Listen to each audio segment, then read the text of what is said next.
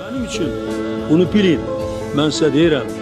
Öz hayatımdan, öz canımdan artık Azərbaycanın müstəqilliyini korumak, onu saklamak, onu əbədi etmək.